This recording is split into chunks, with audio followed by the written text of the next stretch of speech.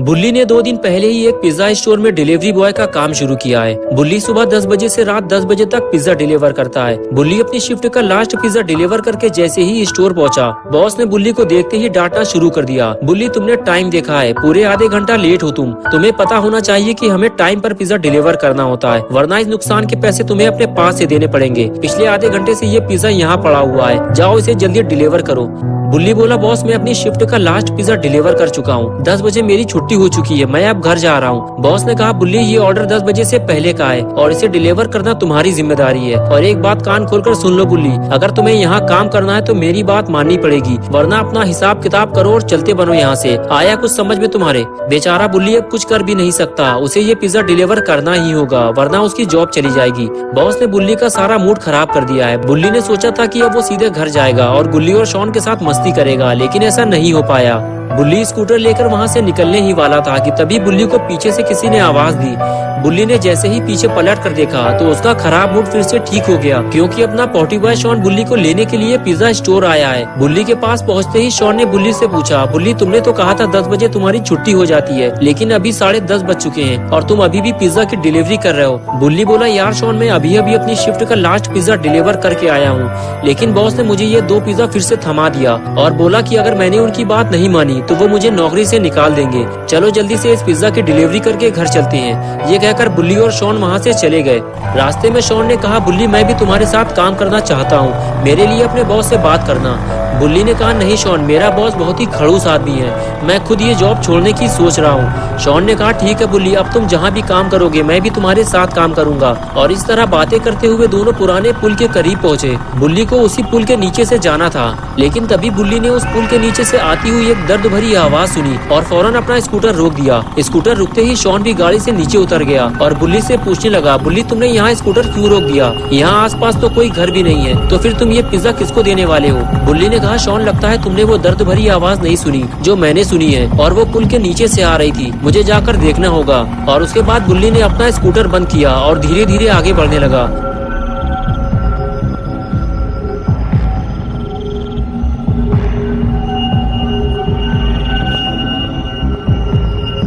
Shawn ने बुल्ली से कहा, रुक जा बुल्ली, आगे मत जाना, मुझे वहाँ कुछ गड़बड़ लग रही है, मुझे तो ये समझ में नहीं आ रहा कि वहाँ इतना अंधेरा क्यों है। बुल्ली बोला, चुप हो जाओ शॉन, उस पुल के नीचे कोई है, चिल्लाओ मत वरना लेने के देने पड़ जाएंगे। शॉन बोला, मुझे लगता है वहाँ की लाइटें किसी ने जानबूझकर बंद की हैं।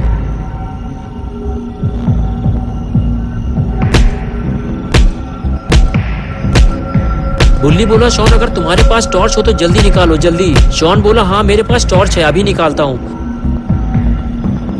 बुल्ली, ये रही टॉर्च, बताओ अब इसका क्या करना है? बुल्ली बोला, टॉर्च सामने मारो शॉन, वहाँ पे कोई खड़ा हुआ है।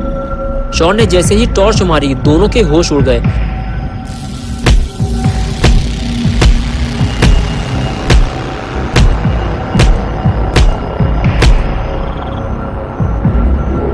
बुल्ली बोला, शॉन टॉर्च बंद करो जल्दी, वरना वो हमें देख लेगा।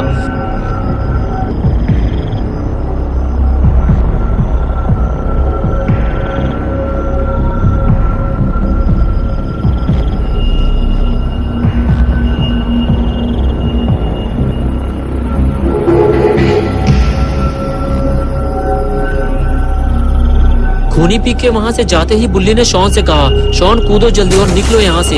एक एक करके दोनों नीचे कूदे और वहाँ से जाने लगे। दोनों को इस बात का डर था कि खूनी पिग कभी भी वापस आ सकता है, लेकिन तभी चलते चलते अचानक शॉन रुक गया और टॉर्च मार के कुछ देखने लगा। शॉन के सामने खून से सनी हुई एक बोरी पड़ी थी और उसके अंदर जो भी था वो अब मर चुका था। तभी चलते चलते बुल्ली ने पीछे मुड़कर देखा तो शॉन उससे काफी दूर खड़ा था। बुल्ली बोला, शॉन वहाँ क्या कर रहे हो तुम्हारा दिमाग तो ठीक है ना? शॉन बोला, बुल्ली खूनी पिग ने किसी को बोरी में बंद करके मार दिया है, हमें जल्दी घर वापस चलना चाहिए। बुल्ली ने कहा, शॉन हम वापस घर नहीं जा सकते, आज की रात हमें कहीं और गुजारनी पड़ेगी, सुबह होते ही हम यहाँ से निकल जाएंगे। कुछ दूर चलने के बाद बुल्ली और शॉन को एक घर दिखाई दिया जो कि काफी बड़ा था। उस घर की लाइट भी चालू थी, यानी कि उस घर में कोई न कोई तो रहता जरूर होगा। शॉन ने बुल्ली से कहा, बुल्ली हमारी जान बच सकती है अगर आज की रात हमें इस घर में रुकने का मौका मिल जाए तो। बुल्ली ने कहा, मुझे नहीं लगता कोई हमें जाने पहचाने बिना अपने घर में रात गुजारने देगा, हमारे आसपास कोई है शॉन, हमें ये काम जल्दी करना होगा। शॉन बोला, मुझे लगता है आज की रात हम दोनों मरने वाले हैं बुल्ली, हमारे पास खूनी पिग से लड़ने के लिए कोई हथियार भी नहीं है। और फिर दोनों बातें करते हुए घर के दरवाजे तक पहुँचे और दरवाजा पीटने लगे।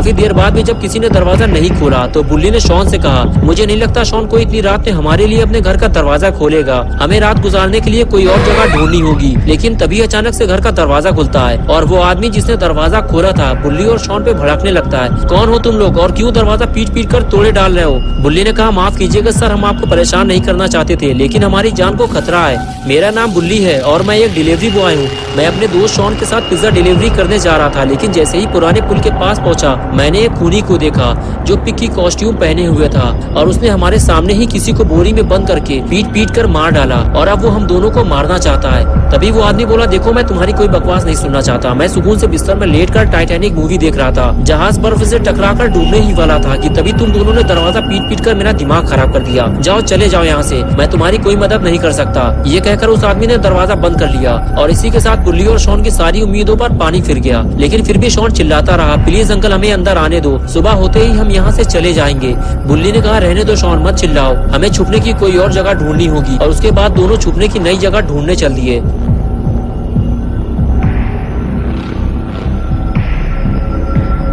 शॉन ने कहा, बुल्ली इस तरह हम कब तक मारे मारे फिरते रहेंगे? ऐसे तो हमें खूनी पिग आसानी से देख लेगा और हम मारे जाएंगे। बुल्ली बोला, नहीं शॉन, ऐसा कुछ नहीं होगा, खूनी पिग हमें इतनी आसानी से नहीं मार पाएगा। लेकिन ये आवाज कैसी है? शॉन बोला, बुल्ली लगता है खूनी पिग आ गया है, ये किसी के कूदने की आवाज थी। बुल्ली ने कहा, शॉन चलो यहाँ से, हमें यहाँ से हटना होगा, आओ मेरे पीछे। ये कहकर बुल्ली आगे चला गया और शॉन उसके पीछे पीछे। बुल्ली को लगा घर के पीछे उसे छुपने की कोई जगह मिल जाएगी और फिर खूनी पिग इन दोनों को ढूंढ नहीं पाएगा। लेकिन ऐसा नहीं हुआ, यहाँ छुपने की कोई जगह नहीं है। लेकिन तभी शॉन को खूनी पिग से लड़ने के लिए एक हथियार मिल गया। शॉन ने फौरन ये बात बुल्ली को बताई। बुल्ली ये देखकर खुश हो गया। बुल्ली बोला, चलो शॉन, हमें हथियार तो मिल गया है, अब चलकर छुपने की कोई जगह ढूंढते हैं। और उसके बाद दोनों वहाँ से जाने लगे। आगे बढ़ते हुए शॉन इधर उधर छुपने की जगह ढूंढ रहा था, लेकिन बुल्ली का ध्यान गैराज पर था। बुल्ली ने आगे बढ़कर गैराज का गेट खोलने की कोशिश की तो वो खुल गया। क्या बात है, आज की रात गुजारने का काम हो गया। बुल्ली ने कहा, शॉन आज की रात हम यहीं गुजारेंगे, आओ अंदर चलें। और उसके बाद दोनों गैराज के अंदर आ गए। बुल्ली ने जल्दी से गेट बंद किया और दोनों सुकून से बैठकर बातें करने लगे। धीरे धीरे दोनों का डर अब खत्म होने लगा था। लेकिन कुछ ही देर गुजरी थी कि तभी शॉन ने गेट के नीचे एक परछाई देखी और समझ गया आज कोई ना कोई तो मरने वाला है। दोस्तों, क्या होगा बुल्ली और शॉन का? क्या ये दोनों जिंदा अपने घर वापस जा पाएंगे या फिर आज की रात ये दोनों गैराज के अंदर ही मार दिए जाएंगे? ये सब हम देखेंगे पार्ट 2 में 20 दिसंबर संडे सुबह 8 बजे। तो दोस्तों, अगर आप पार्ट 2 देखना चाहते हैं तो इस वीडियो को लाइक करें, चैनल को सब्सक्राइब करना और बेल आइकन प्रेस करके ऑल नोटिफिकेशन ऑन करना ना भूलें।